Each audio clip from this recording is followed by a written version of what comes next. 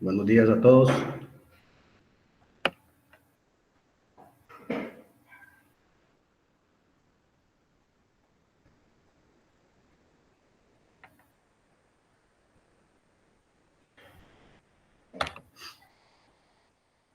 En esta mañana, pues queremos agradecerle primeramente a Dios y a los participantes a este webinar que hemos planificado impartir, porque sabemos que está próximo el tema de la declaración del impuesto sobre la renta y es bueno que ya las personas con anticipación se vayan preparando en este tema y no esperar hasta último momento a tener información de qué voy a considerar como gastos permitidos o deducciones autorizadas, ¿verdad? Este webinar, pues, fue planificado tomando en cuenta y dándole seguimiento al webinar que se impartió hace más o menos unas 2 semanas atrás, que tenía que ver con el tema del cierre fiscal. Y decidimos darlo por un tema de valor agregado para que las personas estén bien empapadas sobre el tema de las deducciones autorizadas. Para auditores, contadores y asesores de Nicaragua, que es nuestra firma, pues es un placer compartir y aportar un poquito de los conocimientos que nuestros socios y expertos en impuestos poseen. Nosotros somos una firma que tenemos poco de haber iniciado y que nos constituimos recientemente, pero tenemos vasta experiencia en temas de auditoría, impuestos, coaching financiero y temas financieros, ya que venimos de firmas con representación internacional. En el caso de mi persona, David Zamora, pues tuve casi 20 años en una firma de representación internacional. Los últimos 10 años, pues me desempeñé como gerente de auditoría. A lo largo de mi carrera, pues efectué auditorías a una serie de industrias tales como comerciales, industriales, manufactura, agricultura, empresas que se dedican a la ganadería, microfinancieros, proyectos financiados con fondos internacionales, etcétera. En el caso del licenciado Julio Espinosa, quien es el que va a impartir el seminario, también viene de firma internacional donde estuvo desempeñando el cargo de responsable de impuestos y él participaba activamente en la revisión de impuestos del auditoría que nosotros realizábamos. Y también él viene de otra firma, digamos firmas, que son expertos tributaristas, donde ha adquirido bastante experiencia. Entonces, creo que con esto tienen ustedes una buena base para que consideren y tomen en cuenta nuestro servicio en un futuro inmediato, y también estamos nosotros a la orden para cualquier consulta que ustedes nos quieran hacer, nosotros se las podemos responder. Entonces, quedan con el licenciado Julio Espinosa el tema de deducciones autorizadas.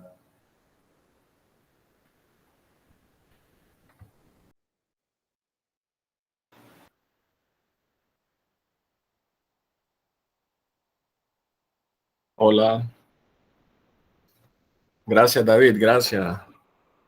Bueno, como mencionaba David, ya esta es una tarea nuestra que nos hemos puesto en el hombro con el objetivo de dar un aporte a nuestros clientes, colegas y amigos. Ténganlo así, tengan seguro de que el Dios primero nos preste vida, salud. El 2022 vamos a estar compartiendo con ustedes un calendario de webinars gratuitos en materia contable, en materia de impuestos. Cabe recalcar, como decía David, que este seminario o este webinar se origina como resultado de algunos comentarios en el webinar de cierre fiscal que tuvimos, por cierto, buenos comentarios, pusimos de todo nuestro empeño. Fue un webinar basado en riesgos, en identificar riesgos para minimizarlos. Déjenme un segundo.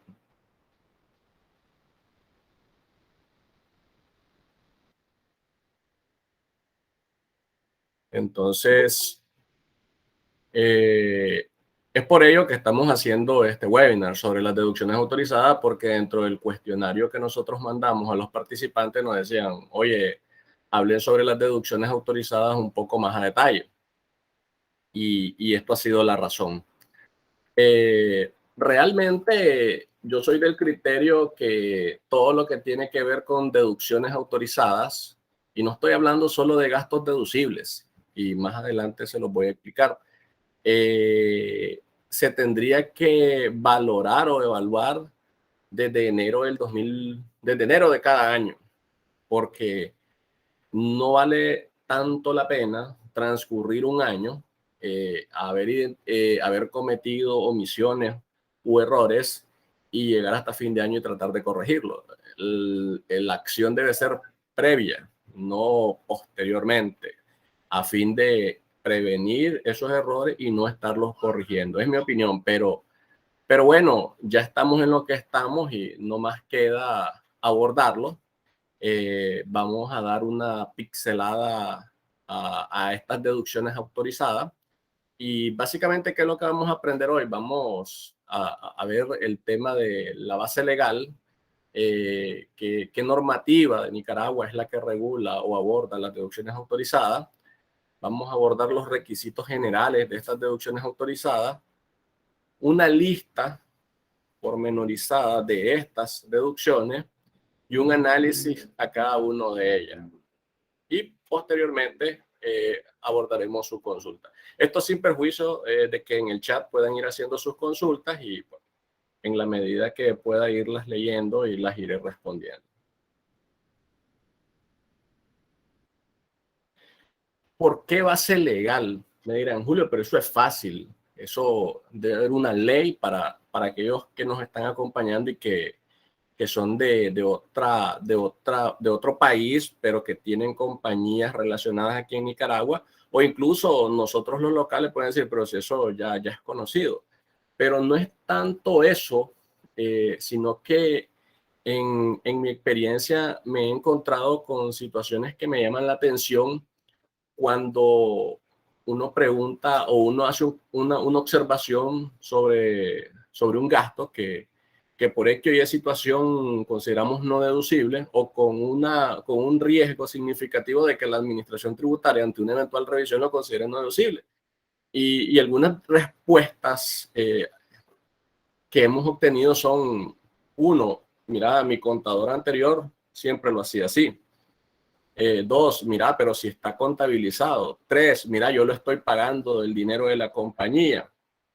Y la última que recuerdo, que me viene a la mente, es, pero ¿por qué no es deducible? ¿Por qué no es deducible? Entonces, esto para mí ha sido el tema de los deducibles como una práctica de que todos creen que es deducible, pero puede que no se conozca muy a fondo lo que establece la ley. Y si lo conocemos está bien, vamos a repasarlo hoy. En este sentido, he listado 3 normativas que regulan la parte de las deducciones autorizadas. Una de ellas es la ley número 562, Código Tributario de la República de Nicaragua, específicamente numeral 13, artículo 103, donde refiere que todos los gastos deben estar debidamente documentados y específicamente dice con documentos formales o con documentos requisitos de ley. Es una ley general. Vamos con la ley específica que dice la ley 822, artículos 39, 42 y 46 respecto a la lista de gastos deducibles. Y aquí es donde decía separar lo que es gastos y renta neta negativa, o la pérdida fiscal, porque también es una deducción, no es un gasto, pero sí es una deducción autorizada. Por eso al título le puse deducciones autorizadas, para tratar de separar, o que ustedes entiendan que hay una diferencia entre lo que es el gasto y lo que es una pérdida como deducción.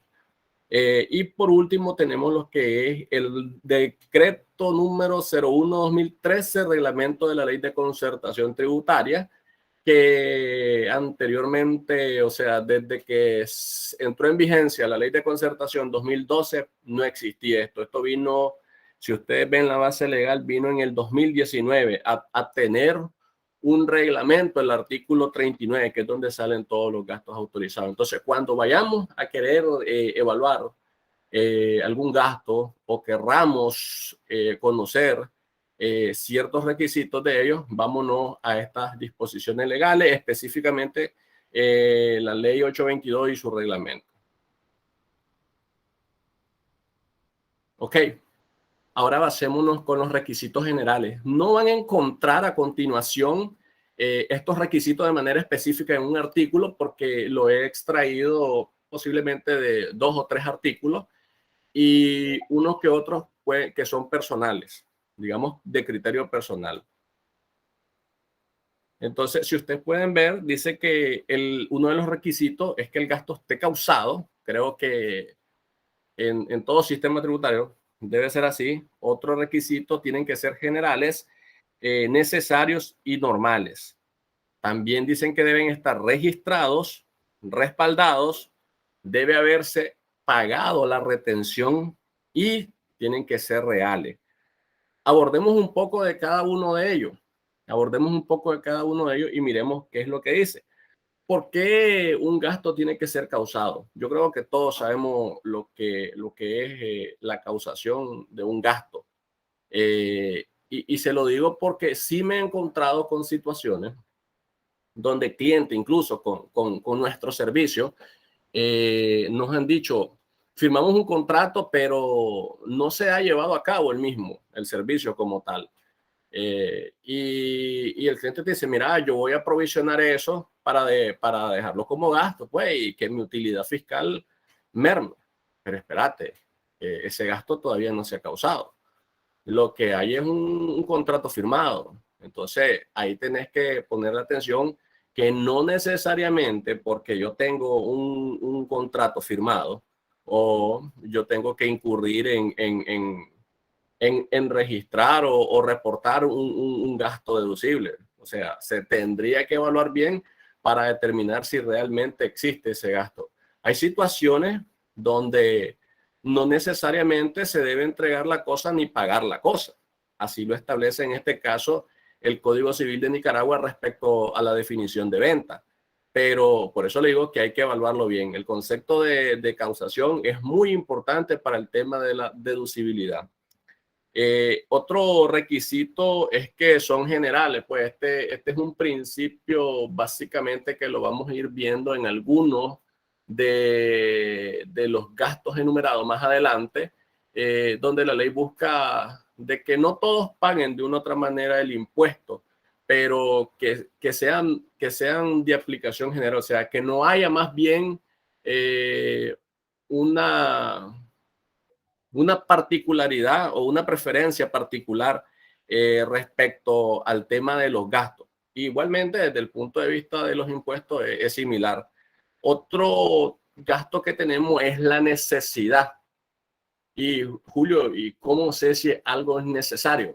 Pues fíjate que más adelante vamos en un tema bien particular sobre los gastos financieros, y podría anticiparlo. De ejemplo, según tu flujo o tu flujo de caja, o según el análisis financiero de tu estado de flujo de efectivo, oye, vos no necesitas efectivo, pero tenés una relacionada que también te puede dar efectivo a costa de qué, pues a costa de una carga financiera que yo necesito para reducir mi utilidad fiscal. O sea, sabemos que la carga financiera está sujeta a una retención del 15 y mi utilidad desde un 10 hasta un 30, pero vamos a suponer el ejemplo de un 30, entonces ya me ahorro un 15. Entonces podrá estar todo documentado, pero el gasto, si no es necesario, yo no necesitaba eso para algo, entonces no cumple con este requisito y por tanto pudiera ser sujeto de que el fisco le dijera, oye, esto no es deducible, ¿verdad? Esperen un ratito. Ok. Entonces ahora dice que otro tipo de gasto es que sea normal. Claro, creo que este ejemplo siempre lo he puesto en el sentido de que no me vas a decir que todos los meses vas a estar haciendo mantenimiento a tu oficina o va a estar pintando, o que en una oficina de 10 metros cuadrados vas a estarte gastando alrededor de $2,000. O sea, no es normal eso. Entonces el gasto tiene que ser normal. Esta normalidad, cómo se busca y que pocas empresas también lo practican, y más en las pequeñas empresas, pues yo busco la norma o cómo documento la normalidad a través de las cotizaciones, para yo garantizarle y tener prueba al fisco, mira, de que me cobraron esto, pues ahí están 3 cotizaciones o 2 cotizaciones o 4 cotizaciones de acuerdo a las políticas, para demostrar que es un gasto normal, no me estoy desviando significativamente de lo que es normal en el mercado. Paralelo a todo esto que hemos hablado, pues dice que el gasto debe estar registrado. No dice como tal contabilizado, ¿verdad? Hay una sección que más adelante vamos a ver de la ley donde habla del tema de la contabilización, pero particularmente para un tipo de operación. Pero la ley habla de que los gastos deben de estar registrados como tal. Y aquí, pues, en la siguiente filmina vamos a ver particularmente lo que es el respaldo, cómo debe estar documentado. No necesariamente nos vamos a estar refiriendo a una factura, o sea, no solo es una factura. Olvidémonos del hecho de que si yo tengo una factura, listo. No, o sea, hay muchas cosas, pues, o sea, la planilla no se documenta con una factura. Las depreciaciones no se documentan con una factura. Y aún la adquisición de un bien o de un servicio que pueda ser documentado con una factura puede, y a consideración mía, debe documentarse complementariamente con con demás documentación. El tema de la retención pagada, en mi caso, pues que he visto bastante reparo del fisco, y recientemente me he dado cuenta de que este criterio, se lo digo así, lo aplican y no lo aplican. Hay auditores que lo aplican, auditores que no lo aplican, en el sentido de que el fisco, en el criterio errado, desde mi punto de vista, considera que la retención debe pagársele aunque yo no le haya pagado, aunque el contribuyente no le haya pagado a su proveedor, cosa que a mi consideración, vuelvo y repito, es errada. El requisito que dice la ley es que cuando pagues retengas, y si no retenés en ese pago, el gasto asociado de aplicar es no deducible. Y por último, el tema de lo real. El tema de lo real, yo creo que, bueno, ahorita lo vamos a ver, está consignado en la sección de precios de transferencia sobre la realidad económica, pero también he asociado con un artículo del Código Civil sobre la simulación de los actos jurídicos, donde tratamos que la forma jurídica, porque aquí en Nicaragua ha quedado eso como una regla. El papel vale más, y yo creo que no es así realmente. O sea, a pesar de que precios de transferencia acaba de iniciar, por decirlo así, yo no creo, o mi punto de vista no es que la forma vale más, van ligadas paralelamente de la mano. Entonces veamos estos 2 ítems que les mencionaba yo anteriormente, el tema del respaldo y el tema de lo real. Entonces dice sobre el tema de los respaldos que no necesariamente estamos con una factura, como mencionaba anteriormente, pues esto incluye también facturas, tickets de máquinas registradoras y documentos públicos y privados. En esta parte, el Código Procesal y el Código Civil refieren sobre los documentos públicos y privados. Si no hay una factura, yo puedo documentar con un documento público y privado. Desviándome un poco del tema que son los deducibles, la misma ley en la sección del IVA dice que a través de escrituras públicas puede trasladarse, a través de escritura puede trasladarse el impuesto al valor agregado. No es una práctica, posiblemente en la realidad es muy difícil de llevar a cabo porque requieren procedimientos o autorizaciones del fisco para que te reconozca ese crédito y va a ser una problemática, pero legalmente sí lo establece. Estos respaldos que requieren que se incorpore el nombre del contribuyente y su RUC. Realmente es algo tan inocente y que es una de las cosas que más ocurre en las empresas. O sea, cuando uno revisa o hace un baucheo de los gastos, se da cuenta, oye, pero mira esta factura de combustible, mira esta factura del restaurante, y esos son los tipos de gastos o la naturaleza de gastos donde mayor veces se observa la omisión de este requisito en restaurantes, en cosas de supermercado, en cosas de gasolina, o sea, en viáticos. No se pone el número RUC. ¿Y qué es lo que hacen en ocasiones? Pues ellos mismos. Nunca aconsejamos que lo pongan, pero creemos que el filtro de la revisión, pues en las empresas en ocasiones falla. No sé si por un tema de materialidad, pero recordemos que desde el punto de vista fiscal, la materialidad que se ve en auditoría, no sé qué tanto valor se le dará en el punto de impuesto, porque a la hora de pagar, pues ya todo es material. Mercado informal, sí, la ley regula de poquito, pero lo regula. ¿En qué sentido? Pues sabemos que nosotros, en el caso de nosotros como auditores también, vamos a una zona rural donde ni siquiera un hotel, un hospedaje hay para quedarse y te hacen el favor los habitantes de ahí de alquilarte un cuarto o algo ahí en tu casa y vos le decís, te voy a reconocer tanto. ¿Qué puedes hacer ahí? No te vas a llevar al Crown Plaza y irlo a establecer allá, no podés.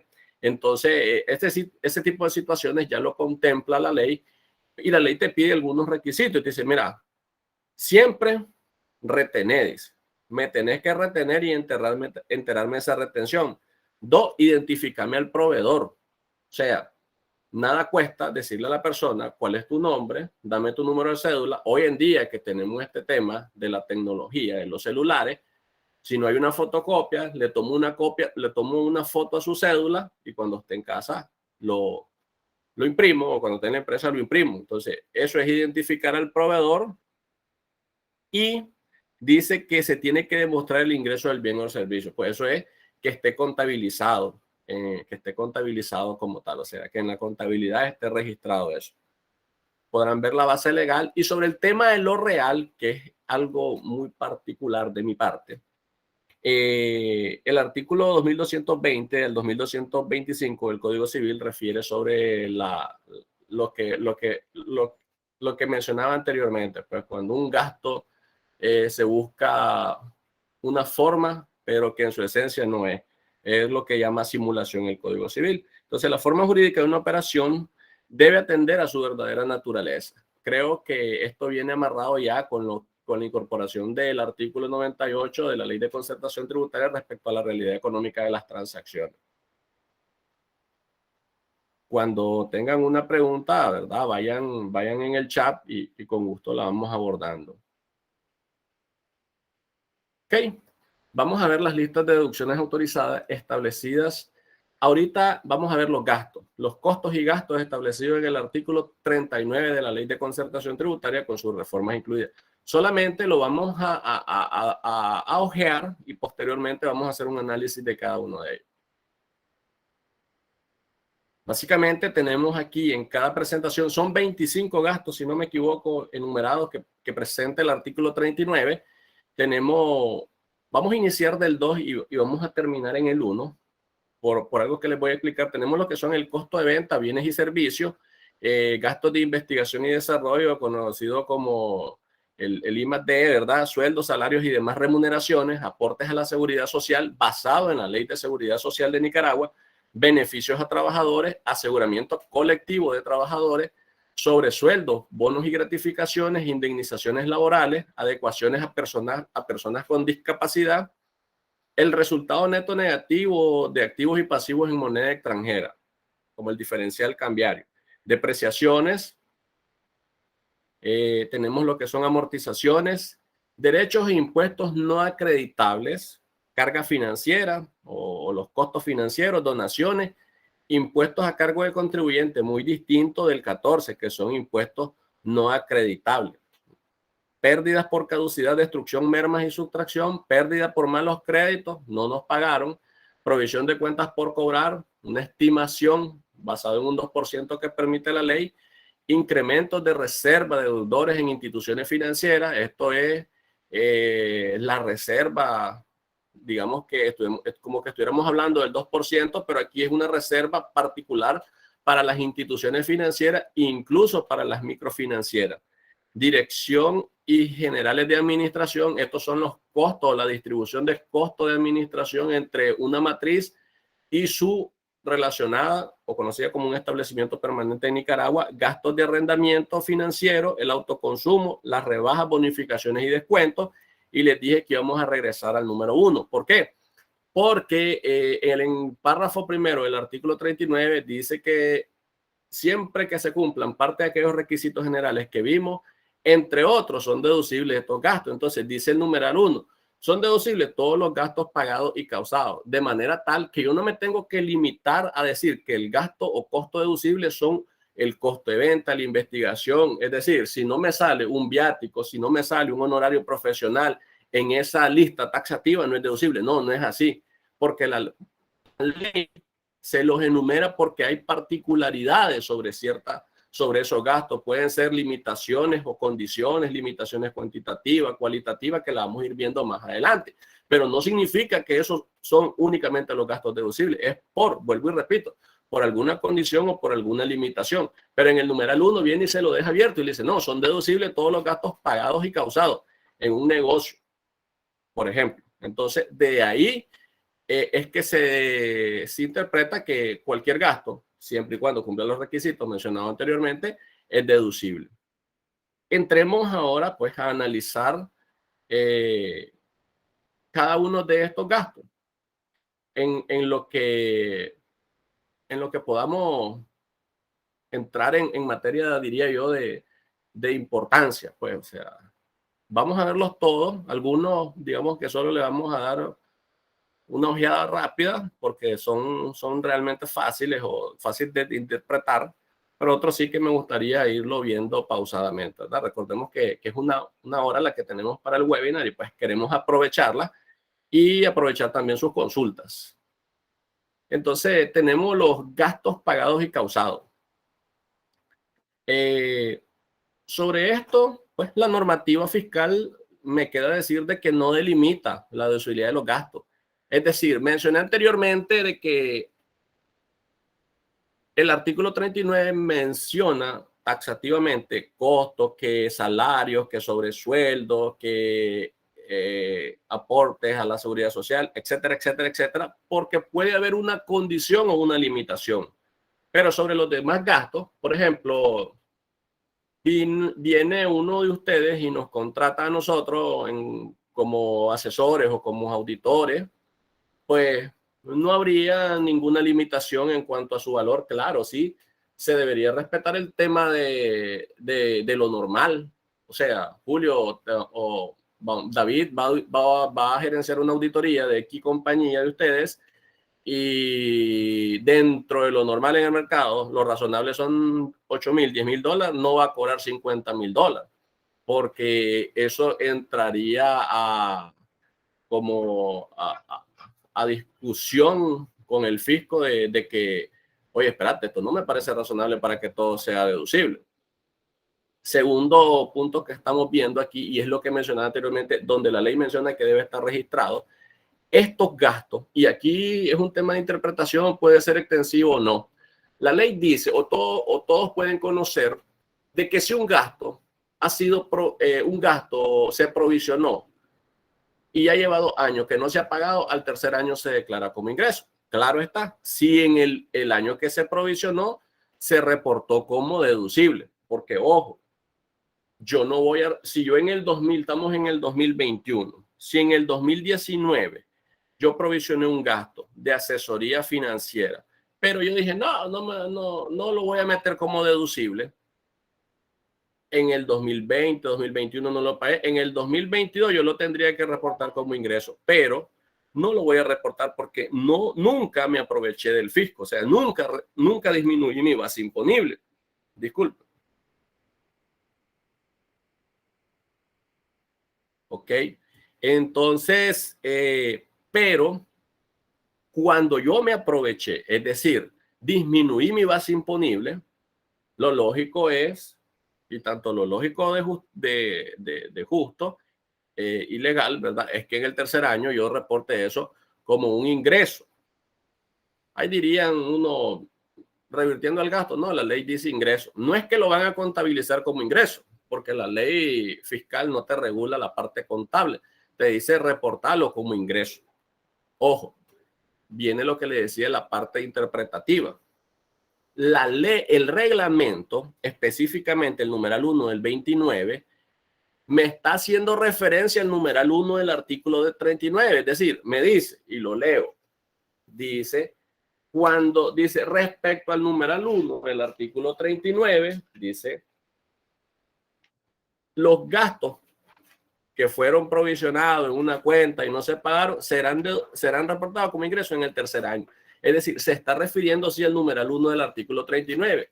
Por ende, no se está refiriendo al numeral 2, que es costo de venta, y vamos a hacerlo aquí. Vamos a retroceder un poco para verlo. Se está refiriendo a esto que estamos viendo aquí, a gastos pagados y causados distintos de todo lo que están aquí. Este es el numeral 1. Quiere decir, en mi interpretación, que no se está refiriendo a gastos de investigación y desarrollo, sueldos o salarios, aporte a la seguridad social. Es decir, si yo le debo al INSS, yo conocí una empresa, David también, cuando estábamos a nivel de firma, o sea, como trabajadores de firma, que debía millones, tanto a la DGI, tanto al seguro, a quien no le debía, incluso a la fecha cerró. Entonces, mi interpretación es de que como el reglamento no se está refiriendo al numeral 5, por ejemplo, que es aporte a la seguridad social, no tendría yo que revertirlo a ingresos. Se está refiriendo al numeral 1. Es mi interpretación.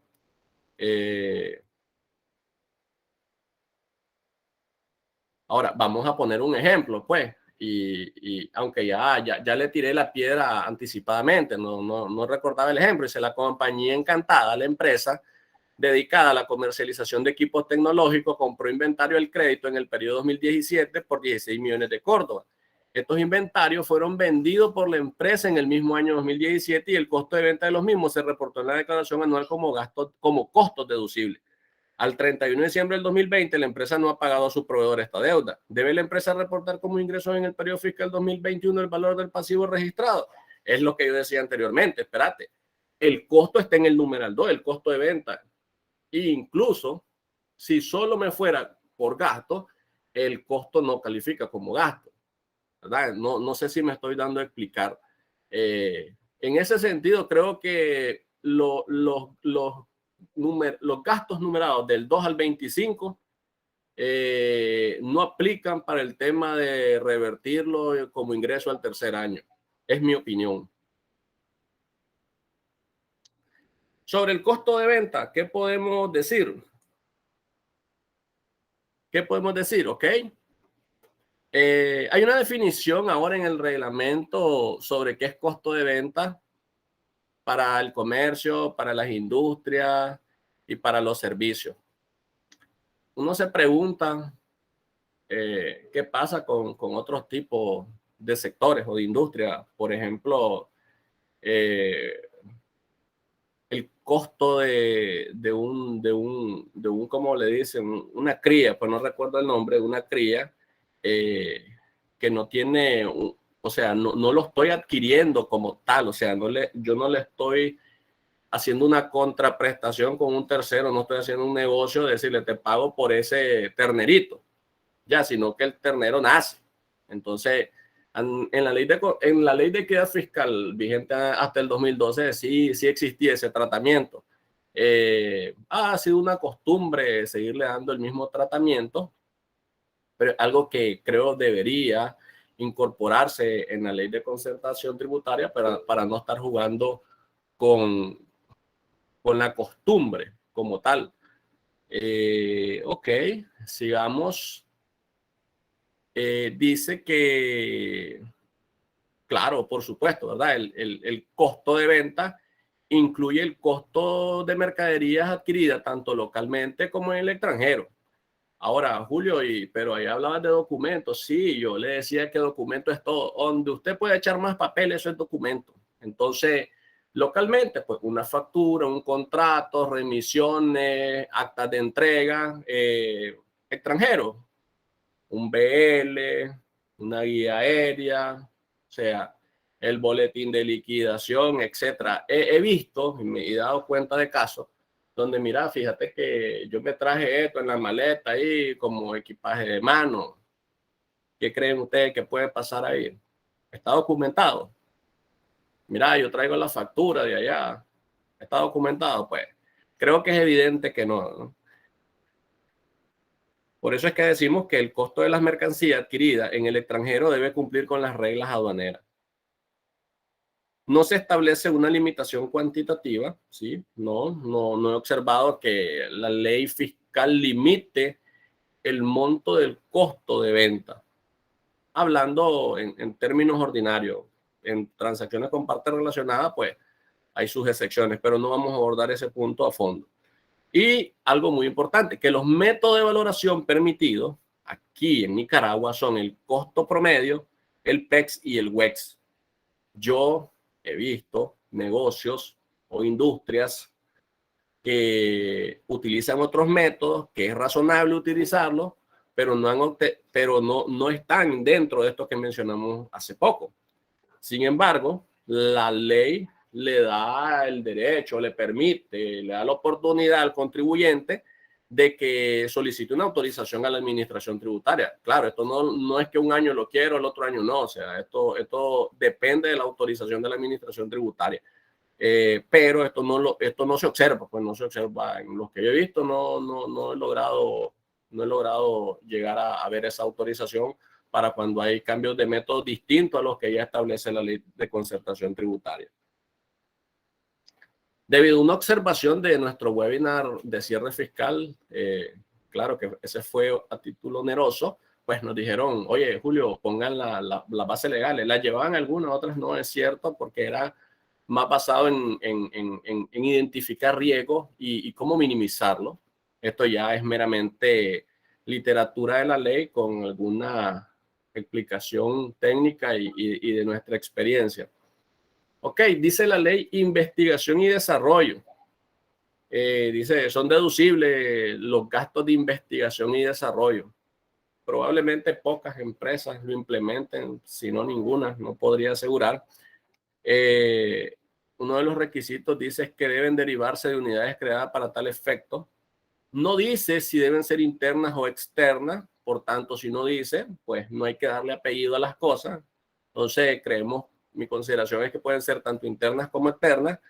No se establece tampoco una limitación cuantitativa. He investigado sobre este asunto en otras legislaciones, pues, y tal vez por el hecho de que no es algo que ocurre así por así o a diario, que todas las empresas lo hacen, en otras legislaciones, pues esto es bien regulado. Aquí, dos líneas de la ley o una línea de la ley y dos líneas del reglamento es lo más que dice. Otra particularidad de esto, como decía, que hay baja regulación, ninguna actividad de lo que incluye una investigación y desarrollo se excluye para efectos de la deducción. ¿Me explico? Entonces, cualquier persona que esté interesada en implementar una investigación y desarrollo, pues, le puede meter de todo lo que incluye, todas las actividades que incluya el IDE, ¿verdad? ¿Por qué podría verse limitado en una interpretación tanto del principio de causalidad y de la generación de renta, ¿ok? Que el gasto no llegue a generar renta y que el gasto se dice, esa parte sí la regula, pues esta parte es interpretativa mía en el sentido de que si no llega a generar renta, probablemente no te acepten la deducción. Y segundo, el reglamento sí dice que el gasto se destina a un giro distinto al que tuviera la compañía al momento de realizar esas inversiones. Es decir, la compañía tiene que destinar toda esa inversión en investigación y desarrollo relacionado con su giro, o sea, con su actividad económica. Pareciera fácil, pues, porque si voy a desarrollar un nuevo producto o servicio o proceso relacionado y no es de mi actividad económica, lo lógico es que voy a incluirla en mi actividad económica ante el fisco mediante un procedimiento administrativo. Vamos con algo que sí es típico: sueldos, salarios y demás remuneraciones. Deben provenir primero por servicios prestados de forma efectiva. ¿Qué quiere decir eso? Oye, si no viniste a trabajar, ¿cómo te voy a pagar? ¿Me explico? Hay empresas que practican el perdón, pues son bien caritativas, pero aquí la ley fiscal es, si yo te llego a demostrar de que no prestaste el trabajo y te estás deduciendo gastos de sueldo y salario, tenés cuidado. No se establece una limitación cuantitativa respecto al sueldo y salario, pero vamos a lo que hemos dicho dentro de los requisitos generales. O sea, tiene que ser normal. ¿En qué sentido? Y aquí me voy a anticipar un poco al siguiente punto. Una persona con un perfil bajo, llamémoslo así, desde el punto de vista profesional, gana 3 veces más que otra persona con un perfil completo. Me explico, normalmente eso se da en empresas familiares o conocidos de la familia, donde ahí dices, o sea, lo normal no es eso. Como aquel que es asistente gana más que el que es, por ejemplo, el contador. Entonces, si bien es cierto, no se establece un límite cuantitativo, puede ser criticado, mal visto esa práctica que ocurre, y ocurre bastante. Ahora, ¿qué recomendaciones damos nosotros sobre sueldos, salarios y demás remuneraciones? Este webinar, no sé si ustedes han visto una publicación que hice respecto a una estadística de las resoluciones del Tata, con respeto, ¿verdad?, a las autoridades, pero una vulgaridad. Una vulgaridad sobre esas resoluciones. Pero no se trata tampoco de aquí de decirle, mira, cómo ha estado la jurisprudencia. Pensamos más adelante hacer un webinar así, de compartirle cuáles son los ajustes para que ustedes vayan sabiendo dónde tocar y dónde no tocar y ir previendo. Pero estas son unas prácticas generales, unos consejos generales de qué debe tener documentado respecto a sueldos y salarios y demás remuneración. Uno, nosotros consideramos de manera general que debe haber un expediente actualizado de los trabajadores. Hay empresas que ni contrato tienen de los empleados. Así, literal, no tienen ni un contrato. O el contrato hasta expiró, hemos visto situaciones en ese punto. Entonces, número uno, tienen que tener un expediente actualizado. Ahora, dice aquí la evaluación del cargo. Vean qué interesante eso, porque en la práctica yo he visto donde una persona que no está calificada, que no cumple con el perfil del puesto, y esa es la importancia de los perfiles de puesto y de los manuales de funciones, que no cumple con el perfil del puesto y está en ese puesto. No sé si me explico. O sea, por ejemplo, un supervisor que se me ocurre a mí de un proyecto, lo mandamos como supervisor de proyecto, pero no tiene ninguno de los requisitos. Pero él tiene un salario de supervisor de proyecto. Entonces, ¿creen ustedes que eso no podría ser considerado como no deducible, aun cuando yo tengo un contrato? Por eso le digo que no necesariamente el papel me da el derecho a la deducción. El papel no solo me da el derecho a la deducción. Yo creo que esa idea de que si tengo el papel firmado y todo eso es legal, pues creo que debe irse alejando de la mente de nosotros. Dos, Contrato de trabajo, por supuesto, tienen que tener su contrato de trabajo. Aquí no vayamos, hay una disposición ya de vieja data. En este momento no recuerdo si incluso hace referencia a la ley de equidad fiscal, creo que sí, pero igual es una práctica del fisco que decía de que debería tener su contrato y estar inscrito en el Seguro Social. Entonces, aquí dejemos eso de que, mira, el Código Laboral dice que puede ser verbal, eso es el Código Laboral. Aquí, si querés que el gasto sea deducible, tenés que tener tu contrato de trabajo. O adendas a los contratos de trabajo también, dependiendo, porque en los contratos se puede hacer referencia a que las variaciones al mismo pueden hacerse vía adendum o vía memorándum. ¿Por qué digo esto? Es raro ver sinceramente que un incremento salarial se vea en un memorándum. Pocas empresas lo hacen, ya van de un solo a la planilla. Nuestra recomendación es que lo documenten, esas variaciones a los contratos, en cualquiera de sus cláusulas, quede documentado. Las evaluaciones de desempeño, ese es otro punto muy importante. ¿Cómo justifico yo una variación en mis gastos de salario? Ganaba 10,000, ahora gano 25,000. ¿Me explico? Pues, tal vez muy alto, vamos a lo normal para no pecar yo. Ganaba 10,000, ahora gana 15,000.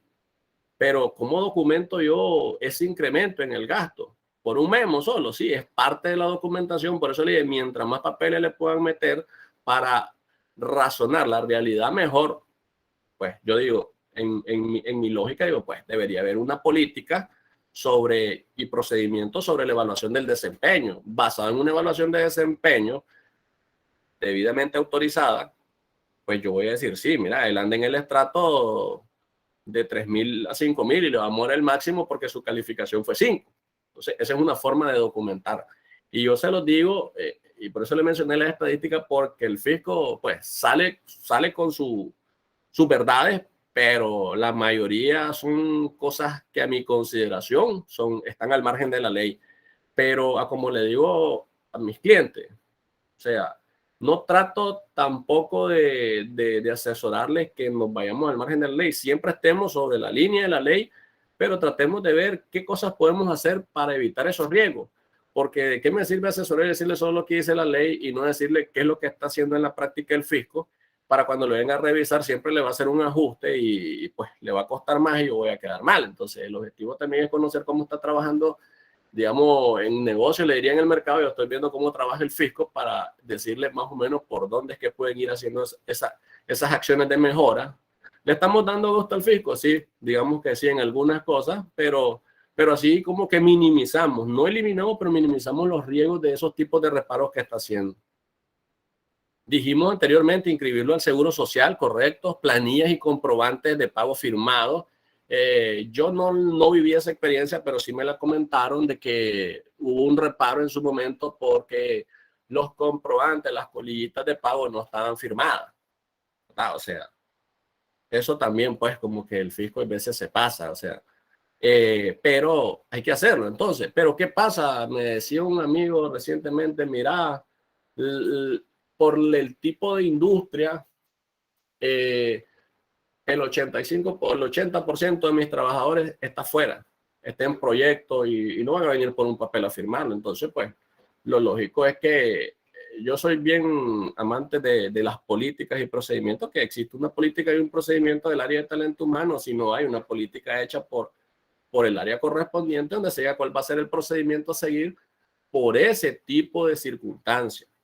Y queda documentado cuando venga el fisco, mire, o incluso el MITRA, mire, por esto y por esto, pero aquí está la política, estos son los procedimientos que se siguen, está autorizado incluso por yo les digo algo que más adelante lo vamos a abordar, la DGI anda pidiendo para todo junta directiva, como que fuera un café que se toma como todos los días, ¿verdad? Entonces, pero si se puede hacer en junta directiva, bien, o si no, que la junta directiva ratifique, va a sonar raro, ¿verdad? Pero irrisible, pero que ratifique las facultades de la gerencia general y incluya particularidades así como las que el fisco requiere para evitarnos problemas con el fisco. En el caso de las dietas, claro, porque sueldo, salario y demás remuneraciones tienen que ver con todo lo que es renta del trabajo y renta del trabajo incluye dieta. Y para que haya una dieta no basta solamente ir a sentarse y abordar asuntos, sino que también quede documentado en la acta.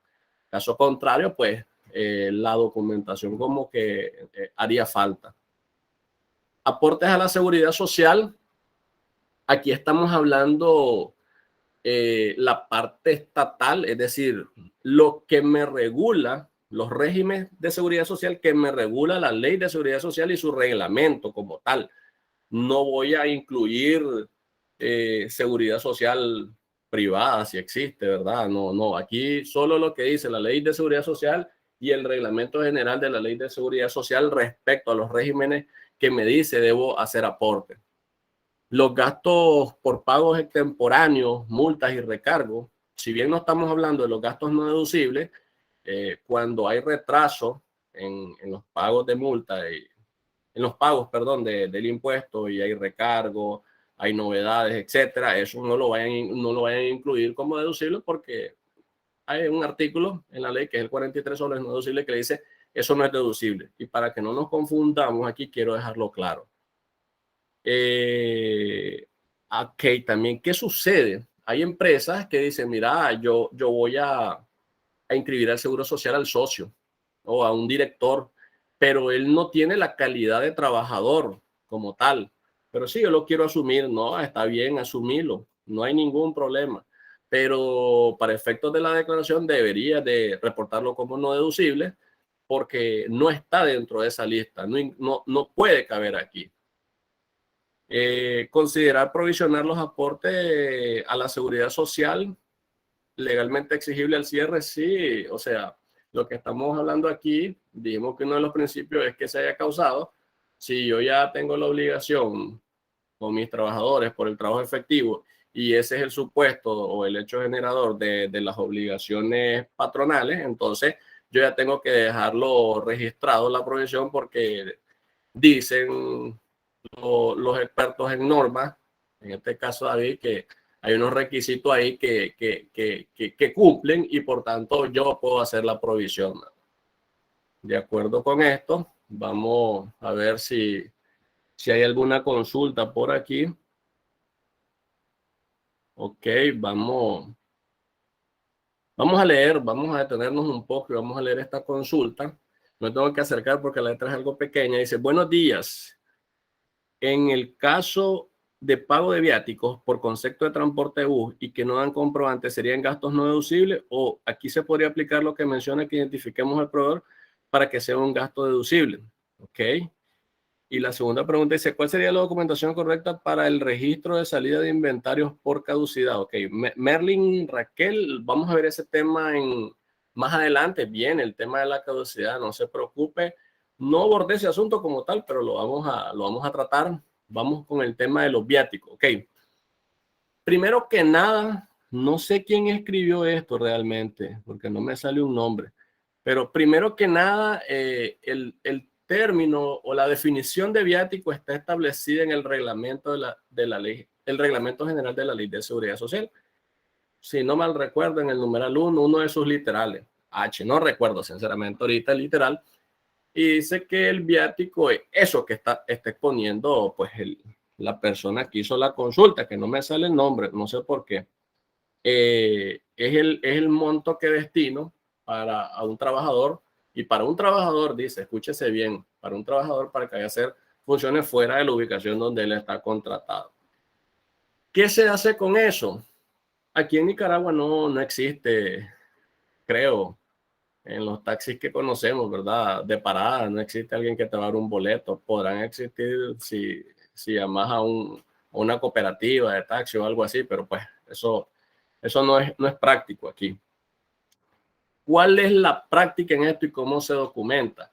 Primero que nada, una política de cómo va a operar, una política de procedimiento de cómo va a operar este tipo de operación. ¿En qué sentido? Ok,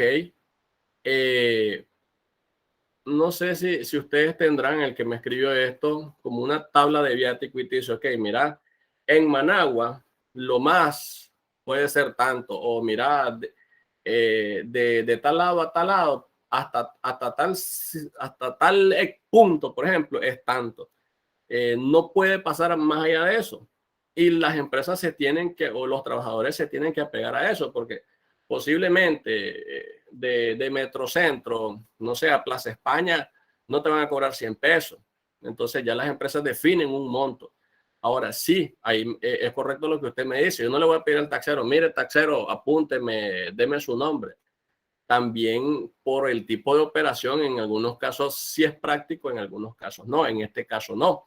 Entonces, la política debería definir todos los procedimientos a seguir desde una solicitud, desde una solicitud, desde la dirección, desde el monto, la aprobación basados en las firmas autorizadas, que normalmente se hace a través de una tabla de firmas autorizadas aprobada por la gerencia, aprobada por la junta directiva, y posteriormente la rendición de cuentas. Aquí te quiero aclarar algo, hay bastante ajuste de la DGI sobre, disculpame la palabra, una porquería de criterio que no lo establece la ley, ¿verdad? O sea, es una transgresión al principio de legalidad de los funcionarios públicos, de irse más allá de la ley en el sentido de decir, mira, fuiste a la DGI, dame un informe.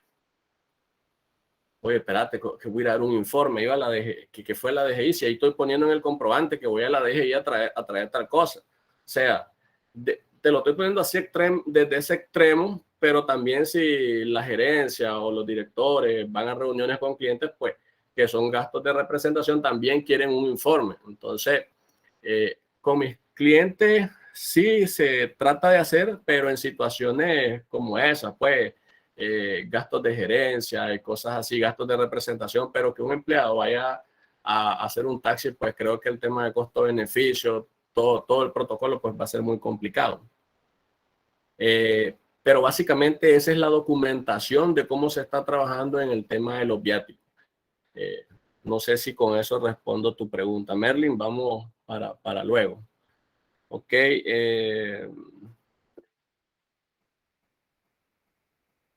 Fue la misma Merlin, perdón. Beneficios a trabajadores. Aquí si hay una limitación, ¿verdad? Dice que está limitado a la superación cultural y el bienestar material. El reglamento solo dice que es bienestar material y dice que bienestar material tiene que ver con estos tres: medicina, alimentación y formación educativa. Hasta ahí nomás. No tiene que ver nada más en lo que son beneficios a trabajadores. Fíjense que es interesante, si ustedes leen este es el numeral 6 del artículo 39, distinto a todos los demás, no sé si habían tomado en consideración esto, habla de las erogaciones, o sea, de la salida de la salida de flujo, o sea, tiene que ocurrir la erogación para que el gasto también sea deducible. La erogación es un requisito indispensable para su deducibilidad. En los demás, en los 24 numerales, no menciona que deba de ser las erogaciones como tal, para que lo tomen en cuenta. Deben estar contenidos en la política de la empresa. Fíjense que el reglamento y en ocasiones el fisco en sus fundamentaciones menciona de que también tiene que estar en convenio colectivo. Pues la ley dice política. Claro, aquí adquiriría mayor fuerza o mayor credibilidad el tema de que esté en un convenio. Pero tampoco podemos poner por encima la ley. Esto ya va a depender, perdón, por debajo la ley, de que el reglamento esté por encima de la ley. Pero esto va a depender bastante ya de las compañías. Compañía de 3, 4 trabajadores, 2 trabajadores no van a hacer un convenio colectivo. ¿Estamos claros de eso? Basado con uno de los requisitos que mencionábamos, generales, tienen que ser, valga la redundancia, accesibles o generales a todos los trabajadores en igualdad de condiciones y sean de aplicación general. Aquí tampoco hay que confundir el término de aplicación general. O sea, yo puedo establecer limitaciones también, pero que sean generales.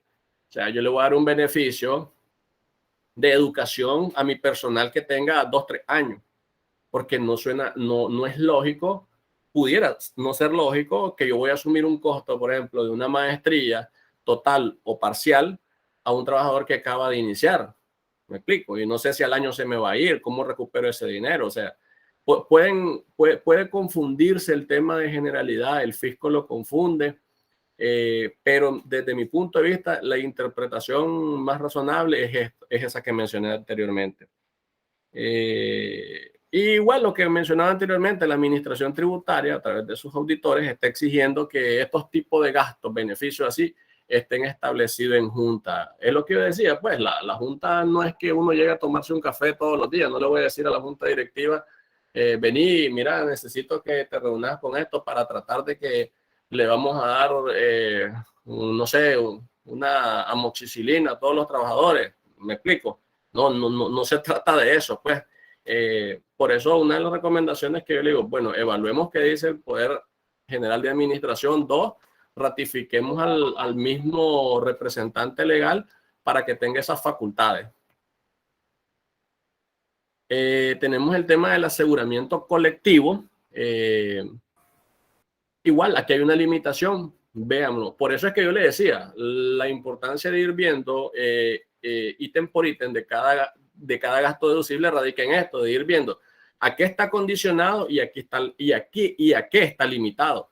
Y ya hemos ido viendo que sí hay condiciones y que sí hay limitaciones. En este caso, el aseguramiento colectivo dice que se limita al 10%, al 10% de los sueldos o salarios devengados o percibidos durante el periodo fiscal. Es decir,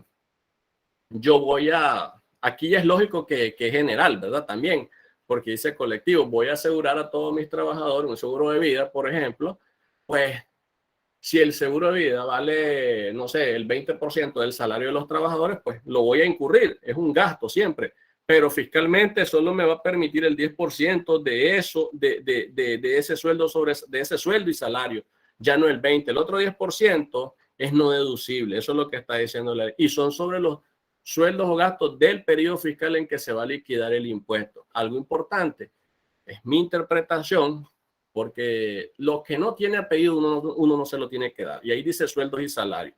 Y según el Código del Trabajo, los sueldos y salarios pueden ser tanto ordinarios como extraordinarios. Entonces, no agarremos el 10% solo sobre el ordinario, sino sobre el extraordinario, a mi consideración, porque la ley no te diferencia si te dice que es sueldo ordinario o sueldo extraordinario. ¿Estamos de acuerdo? Aquí hay un ejemplo, yo no sé por qué, no me sale en blanco, no sé si qué pasó, pero básicamente era ese tema de decir, si tu seguro era del 20%, solo el 10% sobre esos sueldos y salarios es lo que te permite la ley. Sobre sueldo, bonos y gratificaciones. Vamos a ver si hay una consulta antes de iniciar, a ver.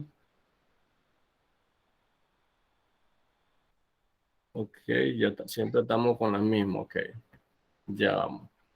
Dice que igual, aquí hay otra limitación. Dice que se limita un 10% de la utilidad neta antes de este gasto. Oiga, dice, se limita un 10% es decir, si tenemos pérdidas antes de ese gasto incluso, no me lo puedo deducir. Ya, no voy a incrementar más mi pérdida fiscal, es no deducible. Pero si tengo utilidad antes de este gasto, puedo aplicarme un 10%. Fíjense que dice utilidad neta. El concepto de utilidad gravable, o sea, la que está sujeta al impuesto del 10 al 30%, el concepto es renta neta, pero dice utilidad neta. Pudiera interpretarse que puede ser hasta la utilidad contable antes de impuesto, después de impuesto, pero yo diría que por analogía y prudencia, analogía a otro artículo, se aborde como renta neta antes de este gasto. Debe estar contenido igual en las políticas de las compañías y deben ser accesibles, lo que hemos venido hablando, a todos los trabajadores. Si ustedes se han fijado, cada de los requisitos particulares de cada gasto vienen concatenados con los requisitos generales que mencionamos al inicio. Y lo mismo, véanse, la administración tributaria está exigiendo que estas cosas estén en la junta directiva. Pues ustedes sabrán si su junta directiva va a aceptar eso o pueden seguir la propuesta que en este caso le estoy dando sobre cómo irlo documentando. Las indemnizaciones laborales, las subrayamos porque dice en plural, no es solo una indemnización. Dice, las indemnizaciones de hasta 5 meses de sueldos y salarios que reciban los trabajadores o sus beneficiarios contemplados en el Código del Trabajo. Otras leyes laborales. Esto realmente viene del artículo 19, los 2 párrafos del artículo 19 de la Ley de Concertación, que son las rentas exentas del trabajo, pero lo quise, digamos, insertar por un tema de compartir con ustedes. Pues, todas las indemnizaciones laborales estén en el Código del Trabajo. Si viene un convenio colectivo, digamos que el convenio nace del Código del Trabajo, entonces todo es indemnización. No necesariamente la indemnización ordinaria, que ok, te corro y tomás, o no la indemnización por cargo de confianza. Hay otros tipos de indemnizaciones meritorias, hay indemnizaciones por daños y perjuicios. Recientemente vimos un caso así, donde el empleador recibió una resolución por fuero sindical, si no mal recuerdo, y la ley particular, no la memorizo ahorita, pues le exige pagar una indemnización. Es una indemnización laboral, no te está diciendo qué tipo de indemnización. Entonces, todo el tipo de indemnización está deducible. Lo único que dice la ley, mira, las indemnizaciones mayores a los 5 meses e incluso más de 500,000 pesos a esos 5 meses, van a tener una carga tributaria también. O sea, yo te permito el derecho de que te la deduzca, pero sí, tu indemnización, tus 5 meses primeros limpios, más aún 500,000 pesos más, pero si me le pagas más de eso, entonces ya tenés una carga tributaria del 15%. Por eso fue que se los quise insertar en esa parte. Resultado neto negativo es extraño, fíjese, ya esta ley 2012 a la fecha y algunos clientes siguen declarando como ingresos en su declaración anual el diferencial cambiario positivo y como gasto el diferencial cambiario negativo. Y no es así, la ley dice, por eso le puse aquí como base legal también el artículo 36, numeral 2 de la ley, que habla del concepto de renta bruta de actividades económicas. Dice, renta bruta de actividad económica, el resultado neto positivo de activo y pasivo en moneda extranjera. Y gasto, dice el numeral 11 del artículo 39, y concatenado con el numeral 9 del artículo 29, que gasto es el resultado neto negativo. Es decir, si tengo un efecto neto negativo, no va a tener ingreso, o viceversa. Ahora, en su momento, cuando en el 2012 salió la ley de concertación tributaria, incluso pues estaba yo pensando de que si un activo pasivo que provenía de una actividad, no de actividad económica, sino por ejemplo de una renta de capital, por ejemplo un préstamo, un préstamo que el pasivo está asociado con una renta de capital o cuenta por cobrar que también está asociado con una renta de capital, yo pensé en mi interpretación de decir, ok, todo lo que venga de este pasivo, de esta cuenta por cobrar, también es renta de capital, pero al final, si ustedes ven, la ley es clara en ese sentido y te dice, no te está dando apellido, pues, de activos y pasivos en moneda extranjera, vengan o no vengan de actividad económica, esto me lo va a poner como diferencial, como gasto o como ingreso, según aplique. ¿Estamos claros? Ahora, independientemente de que si al cierre del periodo fiscal son realizados o no, es decir, si tengo $100 y en mi contabilidad ya revalorizado a la tasa de cambio oficial del último día del año son 1,500, ¿verdad? Yo tengo que poner esos 1,500, Julio, pero eran 1,400 cuando yo los recibí, sí, pero si vos los va a cambiar al banco, pero no le cambió, aunque no se hayan realizado, dice la ley. Sí, básicamente eso, en el tema del resultado neto negativo de activos y pasivos. En este tema del diferencial cambiario, ¿saben qué es lo que yo he observado y he compartido con mi equipo? Es que muchas veces, porque hay un sistema contable, no se tiene una integración del resultado neto. Yo he visto en una empresa grande, vi como 36 millones de Córdoba, o sea, más de $1,000,000 en diferencial cambiario, en gasto, solo gasto, nada que efecto neto. Y si yo quería pedir una integración, no podían. O sea, es importante, o sea, para mí un auditor que te pide una integración, ¿de dónde viene esto? ¿Por qué se originó? pues deberíamos saber integrarlo. Parece difícil, resulta difícil, posiblemente, pero es algo que los sistemas, no sé si lo generan todos, si pueden dar esa integración, es algo que se debería considerar. Vamos con la depreciación. Esta es, digamos que la filmina más grande creo que hay respecto a los gastos. Y si tienen dudas sobre este asunto, pues abordémoslas para estar claros. Realmente hay asuntos muy interesantes aquí. Número uno, dice la ley que yo voy a depreciar activos que sean de mi propiedad. Ahí todavía nosotros aquí en Nicaragua estamos en ese concepto de que si no tengo la titularidad de la propiedad, pues yo no lo deprecio. Verbo y gracia, un ejemplo de esto, el tema del leasing financiero. Incluso la ley lo reitera y dice que no soy yo quien lo está haciendo uso del bien quien lo deprecia, no, es el dueño del bien en el leasing financiero. Método de depreciación exigido es en línea recta, la ley dice que es en línea recta. Las vidas útiles están indicadas en el artículo 34 del reglamento de la ley.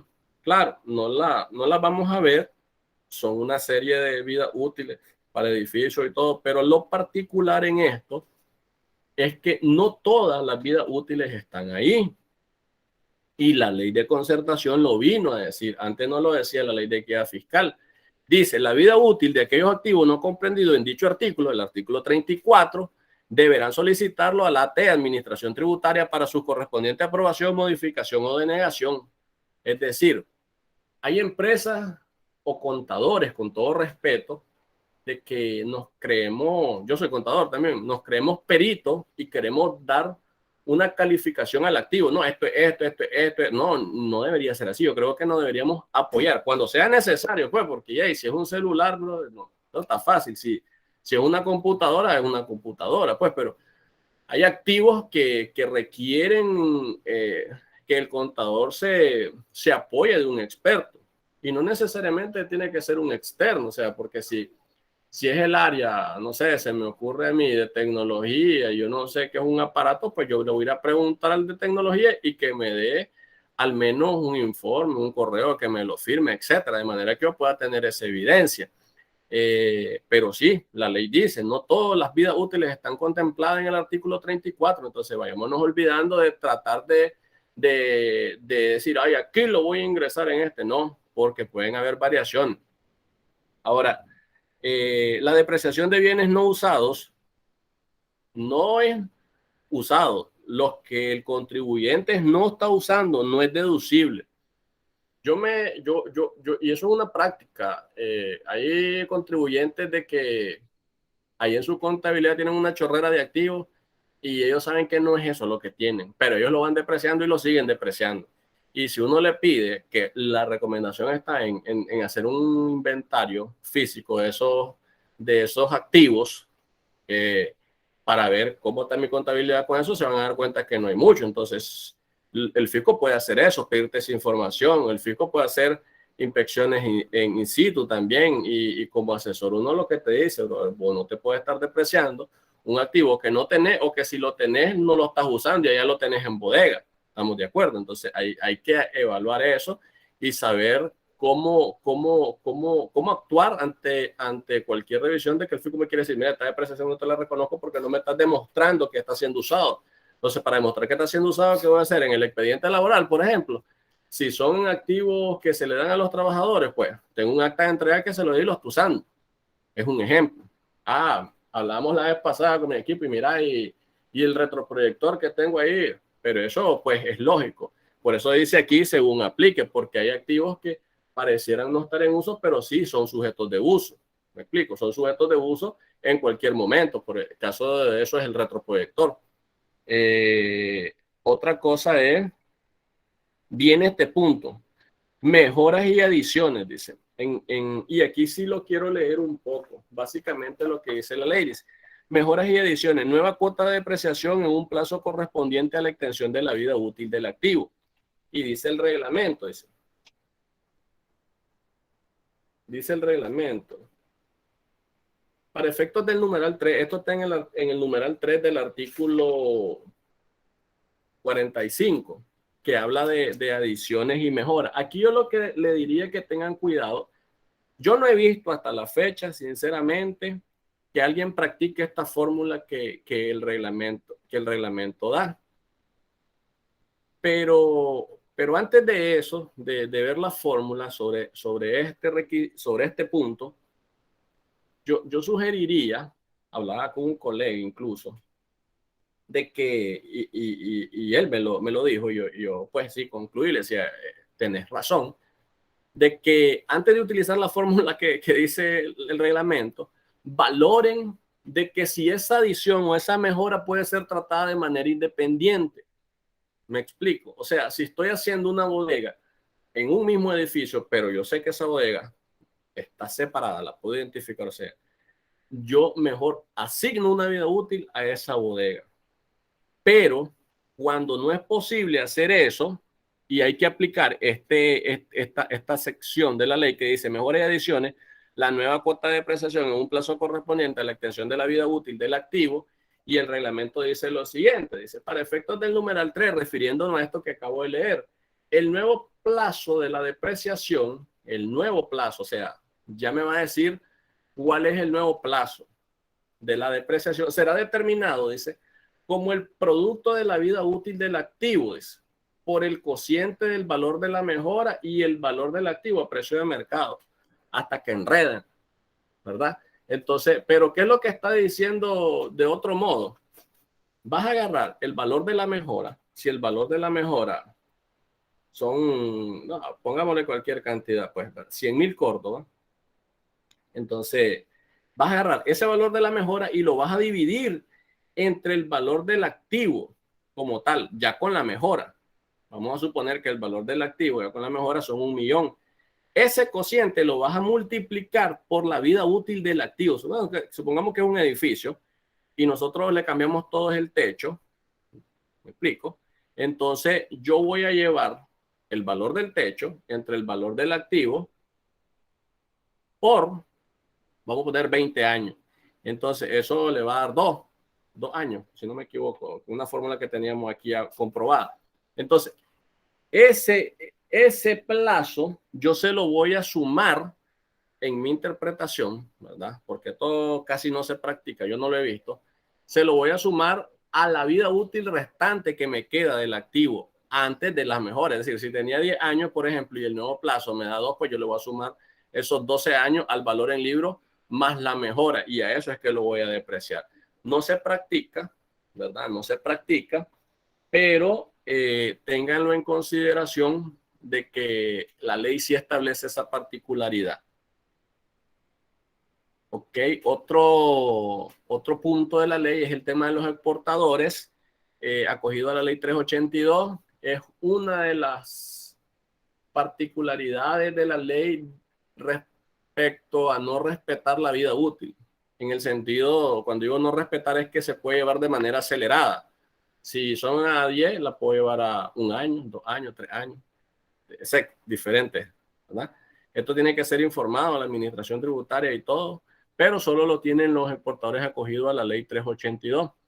Ahora, ¿qué sucede? Se entiende, mejor dicho, que la depreciación son de aquellos bienes que son usados en el proceso de exportación. ¿Me explico? O sea, dice aquí sobre bienes empleados y relacionados con la producción de bienes exportados.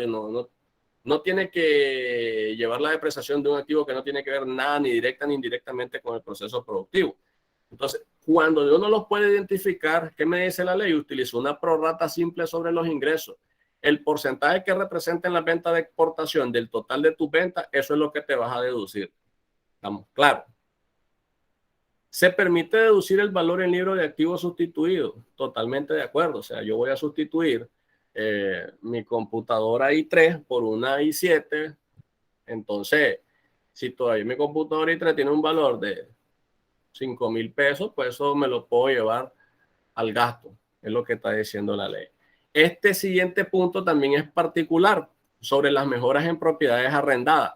Nótese que aquí habla de mejoras en propiedades arrendadas. Allá habla de mejoras o adiciones en propiedades como tal. O sea, de mi propiedad, valga la redundancia. Dice, las mejoras en propiedades arrendadas se amortizan durante el plazo del contrato de arrendamiento. Ojo aquí.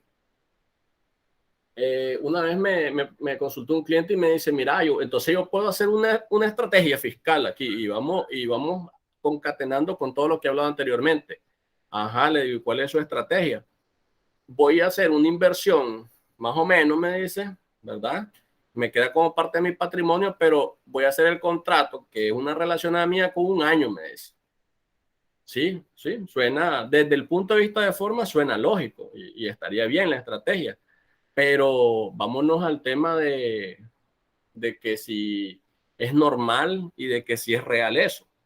¿Creen que alguien va a invertir $1.000.000 o $1.000.000? Pónganle el monto dependiendo del tamaño de la empresa para que un año, para solamente suscribir un contrato de año de arrendamiento.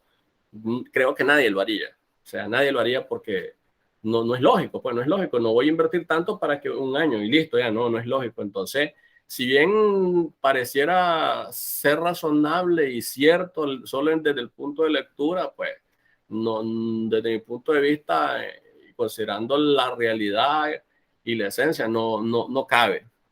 Dicho esto, sigo leyendo, dice, en caso de mejoras con inversiones cuantiosas, el plazo de la amortización será el de la vida útil estimada de la mejora, dice. Y dice aquí, dice, se considera inversión cuantiosa, dice, el 50%, dice, ¿qué es inversión cuantiosa? Dice, cuando supera el 50% del valor del mercado al momento de constituirse el arrendamiento. Ahí lo que le está diciendo es, ok, si vos haces una inversión de más, igual, que no sé, de más del 50%, lo vas a amortizar, dice, en el plazo que dice el contrato de arrendamiento, ¿verdad? Lo vas a amortizar en ese plazo, dice, y únicamente que este plazo no puede ser menor de la vida útil del activo, básicamente. Donde creo yo que hay mayor interés a poner es en el punto de las mejoras y adiciones en propiedades de uno como tal. Vamos a ver si han hecho una pregunta. Y espero no estarlos aburriendo. No, todavía no. Ok. Vamos con las amortizaciones. ¿Qué podemos decir de las amortizaciones? Pues, digamos que en un orden, en prelación. La prelación es, ok, la amortización ocurre en el plazo establecido por la ley, la materia o por el contrato, por el convenio, según lo que haya. Segundo, por el uso productivo del activo. Tercero, las establecidas por las normas de contabilidad o por ejercicio de la práctica contable. Y en el caso de intangibles de uso permanente, por ejemplo, se me ocurre algo que vimos en su momento, le vendió la cartera, sí, la cartera le vendió a un tercero, o sea, no el derecho de cobro, sino ese intangible le vendió sus clientes de uso permanente. Me explico, la empresa, ¿qué es lo que dice? Se va a amortizar conforme a su pago. David, dame por mis clientes, te los voy a mandar yo, ese negocio indirectamente te lo voy a pasar a vos, dame $1.000.000. ¿Cómo se amortiza? Conforme al pago. ¿Puede ser una estrategia? Sí, puede ser una estrategia. No sé si la logran entender en qué sentido puede ser una estrategia, porque yo muevo el gasto en la medida que pago. ¿Me explico? Ok. Aquí ya vamos combinando un ítem de los gastos deducibles. Estamos con los impuestos acreditables y a cargo del contribuyente. Impuestos acreditables o derechos no acreditables son aquellos, por ejemplo, el IVA. Si tengo ventas exentas, pues va al costo, ya sea al costo resultado, al gasto o resultado, o costo en resultado, o al costo del activo como tal. Entonces, ese impuesto que no es acreditable, que no lo puedo recuperar, es parte deducible. Pero aquí hay que poner mente a algo. ¿Por qué? Puede ocurrir, no lo he visto, pero puede ocurrir que me diga, mira, la ley dice que el impuesto no acreditable o no recuperable es deducible. Me explico, pero la ley aclara que si ese impuesto acreditable o no va a parar o termina capitalizado en un activo, por ejemplo, la deducción se va a ver en la medida de su depreciación o amortización, si estuviera sujeto a depreciación o amortización. Y los impuestos a cargo del contribuyente básicamente son lo que conocemos: impuesto municipal sobre ingresos, impuesto de bienes inmuebles. Sobre el impuesto de bienes inmuebles, algo también que señalar, que lo refiere los no deducibles, es que es un impuesto inmueble de un lugar que no está siendo explotado, baldío, que es lo que decía anteriormente, bien usado, no es deducible. Entonces, si bien la ley solo lo menciona en el IBI sobre bienes inmuebles que no son explotados, que están así vacíos, vamos a la lógica, o concatenando la lógica de que eso debería ser para todos. El IBI, el impuesto de matrícula, etcétera. La carga financiera, aquí sí me quiero detener bastante o ahondar un poco. Yo mencioné al inicio de que si es necesario, entonces yo tengo que demostrar que mi préstamo es necesario primero. No es que solamente esa estrategia inocente de que pasarme un préstamo, dinero, solo así, con un cheque, incluso ahí nomás te lo paso el cheque de vuelta, solo para registrar y que vos me estés pasando gastos financieros y yo le retengo el 15 y me ahorro un 15. No, eso ya no es tan así. Tengo que demostrar que lo necesito. Segundo, dice la ley, ¿para qué lo voy a ocupar?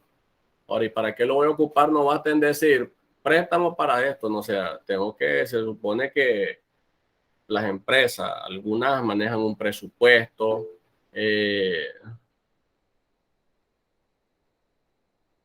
algunas manejan un presupuesto, otras tienen un plan de inversión, etcétera.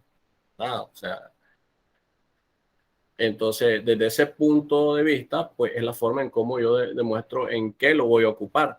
Ojo, esto dice igual que tiene, esto sí yo creo que debe estar autorizado por la Junta, claro, tal vez sobre préstamos mayores a X cantidad, porque un préstamo tal vez de 10,000 pesos no vale la pena.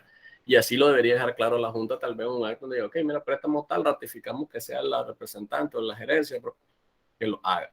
Listo. Otra particularidad de esto es que hay una limitación en el tema de los gastos. No puedo yo venir y ponerme que le voy a aplicar el 30% mensual. No es tan así.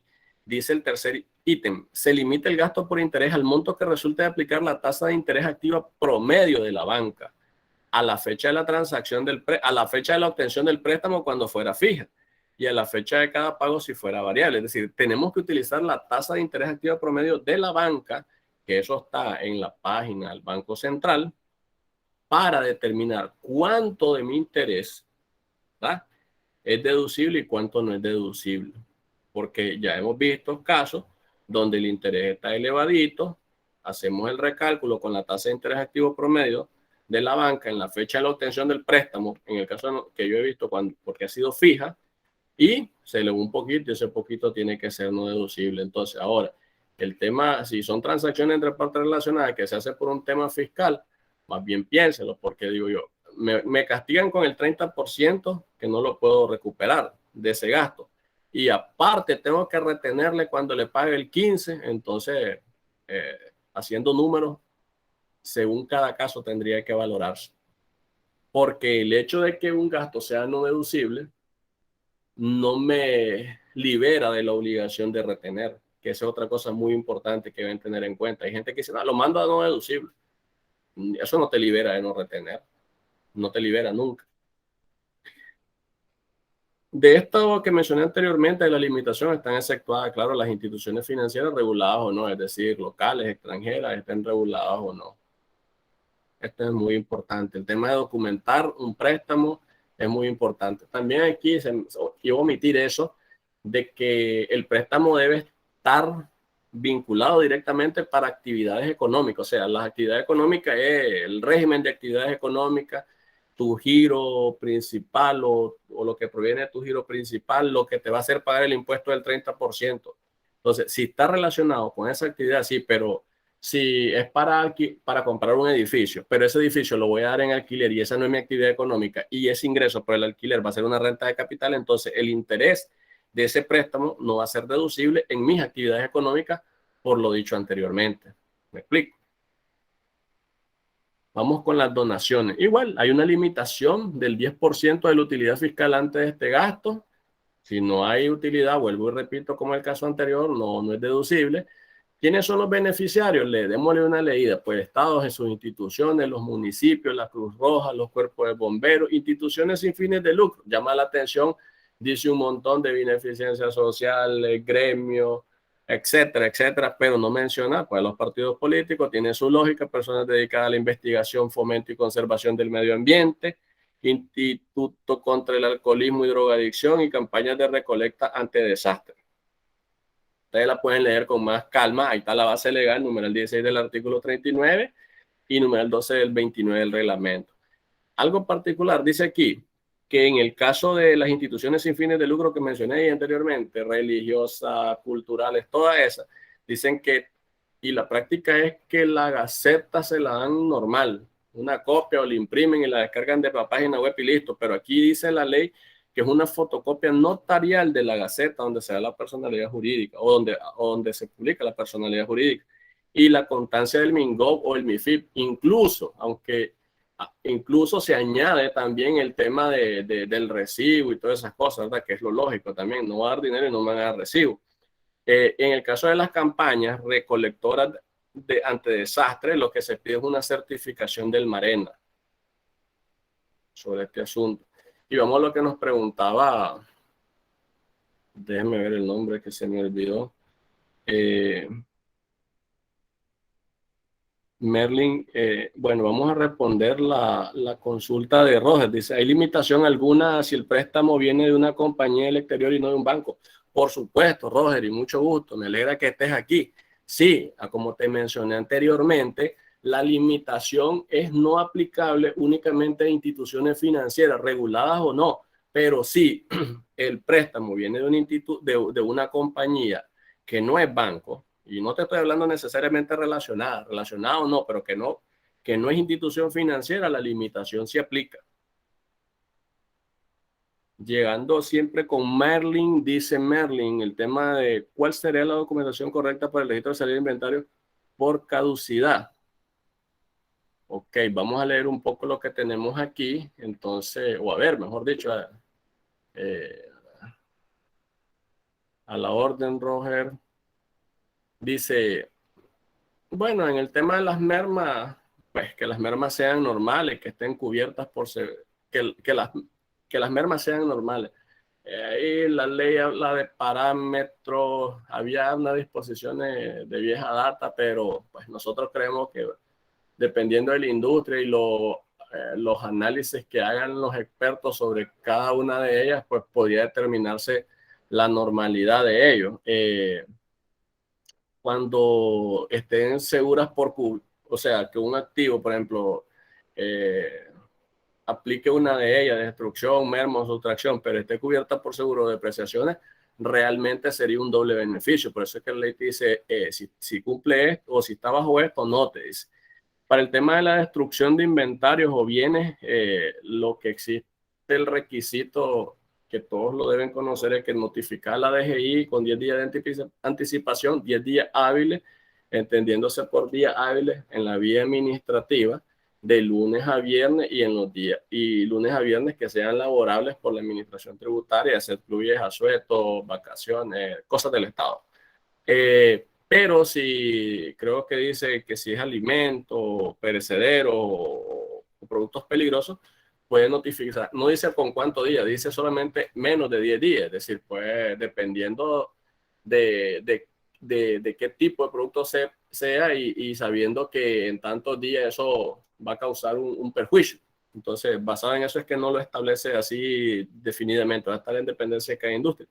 Dice, el contribuyente podrá auxiliarse de otras autoridades competentes. Claro, esto es una analogía que viene del artículo 101 y es, yo no le dijera ni analogía, o sea, es concatenante relacionado al IVA, porque dice, para destruir un inventario, te dice, Si el fisco no llega en los 10 días, dice, te puedes auxiliar de un funcionario, de un fedatario público, dice, cuando no se presente la DGI. Incluso mi criterio sobre el tema de la presencia de la DGI no tiene que llegar a autorizar nada. Ya se ha hecho una práctica y sabemos cómo es el sistema tributario de Nicaragua. Hablo en el sentido de la interpretación que le dan a la ley. Más allá de eso, no. Pero la DGI, la ley no te dice que tiene que llegar a autorizar nada. O sea, le tenés que notificar para que se dé cuenta, pero no es que te tiene que llegar a autorizar. Incluso hacer auditoría previa la DGI sin que el contribuyente haya autoliquidado su obligación tributaria. Eso es ilógico. ¿Cómo vas a decir que un gasto no es deducible si vos, contribuyente, ni siquiera has hecho tu autoliquidación? Y se supone que vos autoliquidás y después liquidás. Puede existir la liquidación primero por parte de la administración tributaria cuando ya es exigible la obligación. Ejemplo, tenés la exigibilidad de presentar declaración, nunca presentaste, la administración tributaria, basada en el artículo 160 del Código Tributario, puede utilizar la base presunta y determinar la obligación tributaria tuya. En ese caso, pero no en esto. Pues a mí me parece que el fisco ahí se tira el barco, sinceramente, cuando llega y te dice no es deducible. Aparte de otras situaciones que también no me parecen ser correctas, como por ejemplo el tema de pasarme la factura y te determino el no deducible, el monto de la factura, como que yo uso un método de inventario de unidades específicas cuando la ley me dice que utilicé costo promedio, WEBs y PEX. ¿Me explico? Entonces normalmente la gente utiliza el costo promedio. Debería estar sacando yo esa unidad mala o que voy a destruir al costo promedio, no a unidades específicas. Pero bueno, son situaciones que se ven y que ojalá la DGI en su momento lo considere. En el caso de robo de denuncia, pues la policía y demostrar la preexistencia del bien. Nosotros tuvimos un caso ya creo que hace rato con David, donde hicimos una certificación sobre eso de un efectivo robado y pues tuvimos que, creo que fue sobre procedimientos convenidos y tuvimos que verificar la preexistencia del bien, o sea, verificar que las ventas existieron, que los depósitos se iban haciendo, que las facturas estaban, ver el auxiliar y todo, y se hizo un trabajo grande sobre eso, ¿verdad? Que gracias a Dios también, y pues a nuestro trabajo, hubo una devolución por parte del seguro. Sobre lo que me decía Merlin, déjeme ver, ¿cuál sería la documentación correcta para el registro de salida de inventario por caducidad?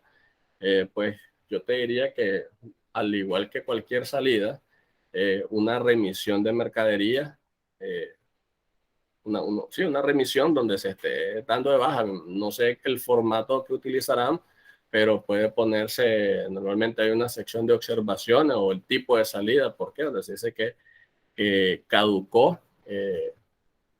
Fíjate que sobre el tema de la caducidad, hay un par de sentencias ahí del 2021 que pudiera tal vez tener un poquito de lógica y me llamó la atención, por eso te lo quiero compartir, de que no le aceptaron la deducción de productos caducados en el sentido de que hubo una mala administración de la compañía, en este caso de la empresa farmacéutica, por llevar la mala administración y no informar previamente al proveedor, en este caso al proveedor de esta situación, y estaban realizando más compras y compras y compras. Entonces ahí le dijo que era no deducible. Estaba algo interesante el fondo del asunto, pero dicho lo tuyo, Merlin, creo que básicamente una remisión donde le estés dando la salida, listo.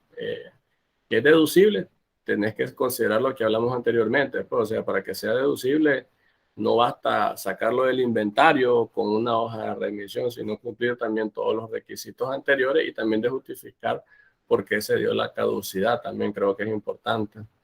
Ok, continuamos. Espero que no estén aburridos. Las pérdidas por malos créditos y reserva. Aquí estamos hablando de la reserva tanto del 2% y la reserva de las instituciones y las microfinancieras. Aquí la consolidamos. Yo opino, no sé si ya habrán notado que mencionó bastante políticas y procedimientos de que las políticas de crédito deben estar los créditos deben estar fundamentados en una política de crédito. Es decir, cómo se evalúa el crédito. Esto ya es muy personal. Yo siempre he dicho, bro, ¿cómo le vas a dar un crédito a alguien solo porque llega a decir, deme crédito? Eso es como regalar el dinero. Y si regalas el dinero, es un gasto no deducible. Entonces, demostrar de una u otra forma cómo evaluaste tu riesgo de ese mal crédito. Si vos lo evaluaste y dijiste, no, me dieron referencia, me talado, pues tener un respaldo de decir, ese mal crédito ya no es mi culpa, se me salió de las manos. Siempre se sale de las manos, no estoy diciendo lo contrario, pero se sale más de la mano, queda como da que pensar cuando no hay nada, cómo documentas un crédito y solo porque yo lo conozco y después no te pague si lo va a mandar a deducible porque no me pagó. No parece tan correcto. El fisco pide bastante lo que es el expediente de las gestiones de cobro. Normalmente llamamos y ahí queda, ¿no? Llevemos una bitácora de la llamada, así lo pide el fisco literalmente, correo, informe interno. Cuando digo informes internos, o sea, si el vendedor está llamando y el vendedor tiene que rendir un informe semanal a su jefe inmediato, pues que eso quede, se levanten actas, etcétera, tales como los informes de los abogados también. La recuperación de pérdidas ocurridas en periodos anteriores debe reportarse como ingreso, correcto. No vayamos creo que en Konami es así, David que es experto en eso, de que si ocurre en el periodo, se reporta. O sea, si yo registré una pérdida en el periodo y en el periodo la recupero, la registro como ingreso, o no recuerdo si se netean, pero fiscalmente la voy a mandar ingreso si es una pérdida, un gasto de pérdida del periodo anterior. Si es del mismo periodo, simplemente revierto el gasto para que tengamos que ver en eso. Pero la ley dice que si es del periodo anterior, lo manda ingreso. No parece justo porque el año anterior o el periodo anterior yo afecté gasto, debería estar afectando gasto también, pero ahí pues la ley se pone algo grosera con los contribuyentes. La reserva del 2% es acumulativa y es sobre clientes comerciales, o sea, sobre clientes de su actividad económica, ¿verdad? No es que usted tiene un alquiler de oficina que no es actividad y eso es renta de capital y lo tiene como por cobrar y se va a aplicar sobre eso. No, es sobre clientes comerciales de su actividad económica, es el 2% y no es acumulativo. ¿Qué significa acumulativo?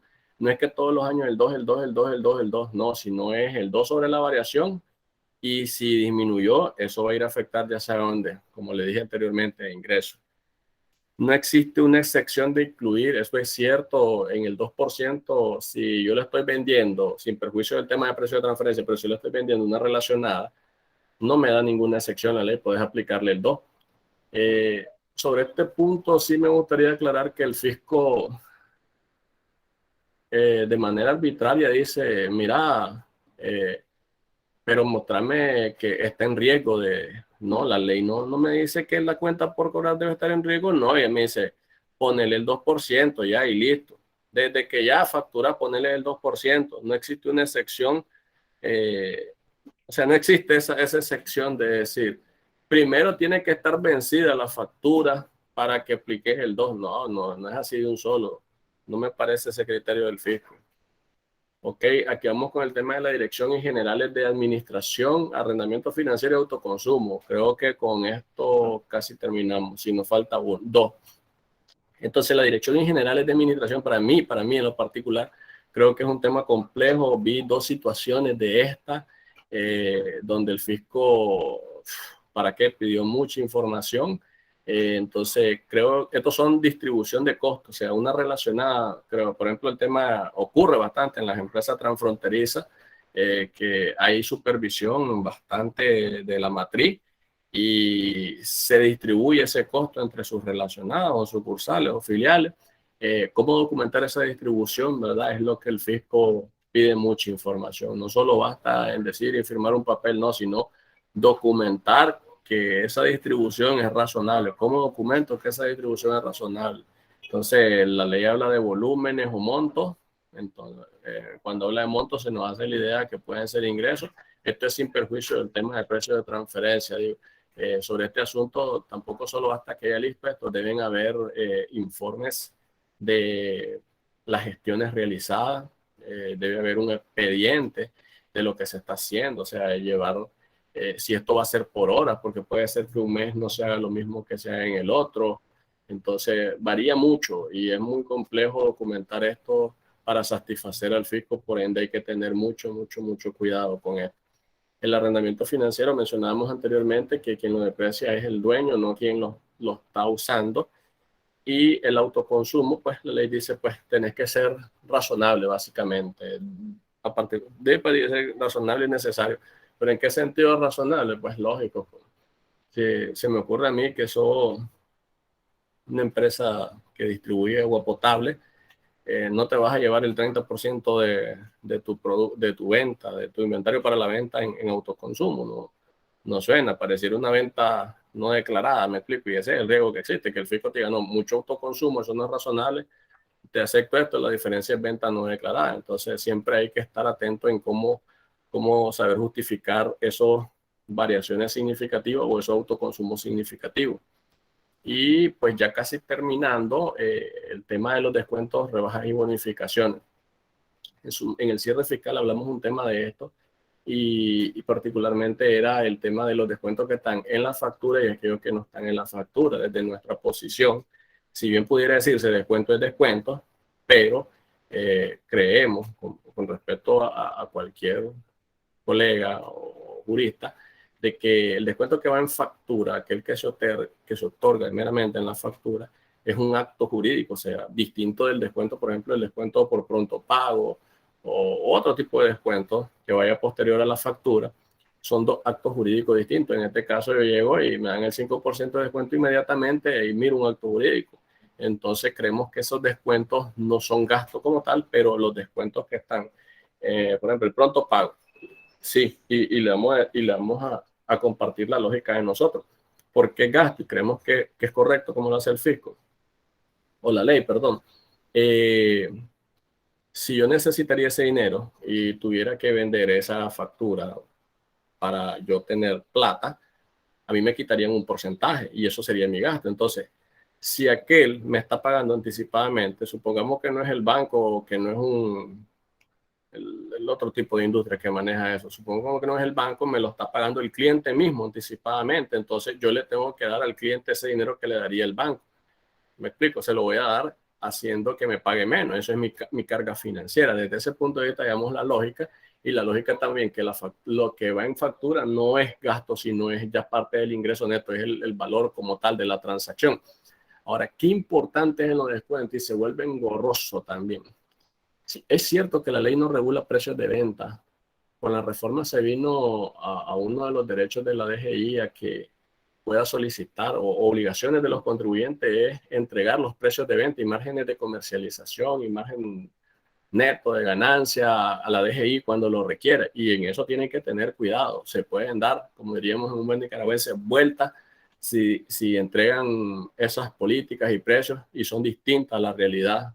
Entonces, hay que tratar de ajustarla. Pero en el tema de los descuentos, es cierto, hay que, dice, homologar, hay que tratar de ser parejo. Yo sé que, por ejemplo, en los super, usted sabe, uno va y el descuento es para todo igual, algo así, pero yo sé que por el tipo de industria va a variar. Entonces, el punto aquí está en que tratemos de ajustar nuestras políticas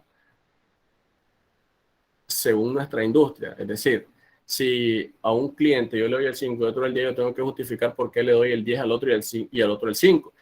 Y si se lo doy porque me dice, este ya es cliente de 5 años, a otro que sea cliente de 5 años, también le tengo que dar el 10.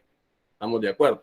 Entonces, tratar de homologar, porque si no se homologa, o sea, se ven bastantes situaciones donde el fisco te bota ese descuento y por ende te cobra, ya sea en este caso el 30% o el 1% o 2 o 3% del ingreso, según la base imponible que esté liquidando el impuesto. Y pues lo que siempre hemos abordado, que se otorguen de manera general. Las bonificaciones, básicamente decirle, todo el mundo lo conoce eso, creo, que se reflejen en la factura con valor cero. Y ya para finalizar, estamos con el tema de esta última deducción, que esto no es gasto, es una pérdida fiscal, es una deducción autorizada, pero una pérdida fiscal. Uno de los problemas que se da con la pérdida fiscal es que, si no mal recuerdo, en el formato de declaración, te lo bloquea, o sea, te dice necesita, esto es sujeto de revisión y tenés que ir al fisco y tenés que dar información, entonces se vuelve muy complejo. Hay empresas que vienen por recomendación de terceros o de sus asesores o los contadores a su discreción, vienen y lo incluyen en el renglón de otros gastos operativos y ya lo meten como gasto, me lo dejo pasar, pero pues no es correcto y pues uno se juega los riesgos de esa situación. Entonces hay que valorarlo bien. Sí, sabemos que entorpece muchas veces los procedimientos de la administración tributaria, pero tenemos que considerar también los riesgos de hacer otras acciones. Eh, las pérdidas fiscales en Nicaragua, no confundamos la prescripción de derechos y obligaciones con el plazo que o hasta cuántos periodos fiscales puedo traspasar una pérdida. La prescripción son la ordinaria 4 y la extraordinaria 6, pero las pérdidas son trasladables hasta los 300 periodos. Puede ser total, parcial, proporcional, como ustedes quieran. ¿Qué quiero decir con esto? Dice aquí, la pérdida del 2020 puede ser trasladada incluso hasta en el 2023. 21, 2023, me la puedo aplicar toda en el 2021, me puedo aplicar nada en el 2021 y todo en el 2022, me puedo aplicar en el 2021 una parte, otra parte en el 2022, me la puedo aplicar en el 2023 todo, o me la aplico en el 2021, 22 y 23, como ustedes quieran. No hay una regla del 33.3% que se escuche en ocasiones, ¿verdad? No sé dónde lo sacan, no existe eso. Ahora, dice, bueno, yo creo que aquí hubo una falla de, de texto, dice que se otorguen con carácter general en todos los casos. Ese fue el deseo, que la otorgue la DGI sin muchos inconvenientes. Y dice que esto es importante, las pérdidas, si usted, por ejemplo, usted se acaba de constituir y aperturó obligaciones tributarias, no sé si saben, de que hay una diferencia entre anticipo de pago mínimo y anticipo a cuenta del IR. Los que están dentro de los 3 primeros años están exceptuados del pago mínimo. Es decir, cuando llega su IR anual, ellos solo pagan el impuesto sobre las utilidades, pero eso no los exime de anticipar el 1, el 2 o el 3% mensualmente. Pero eso es a cuenta, no es definitivo. ¿Me explico? Es a cuenta. Entonces, estas empresas, ¿qué significa? Que al final del año, si yo tuve pérdida, todo eso que va a cuenta es saldo a favor. En un mundo bonito eso se debería devolver o compensar. Pero como es saldo a favor, ahí me queda como un derecho en mí. Entonces, ¿qué es lo que le dice la ley? Si vos estás dentro de un periodo donde tenés beneficios, por ejemplo, esa exención del pago mínimo, cualquier otro beneficio fiscal, y te generan pérdidas, esas pérdidas las puedes trasladar únicamente en ese periodo de beneficio de exención. Ejemplo, vamos a poner el 2020 y termina mi periodo fiscal en el 2000, mi periodo de beneficio fiscal en el 2021. Esa pérdida normalmente se trasladaría hasta el 2023, pero como esa pérdida se generó en un periodo de beneficio fiscal y el periodo de beneficio fiscal termina en el 2021, lo máximo que yo la puedo trasladar es al 2021.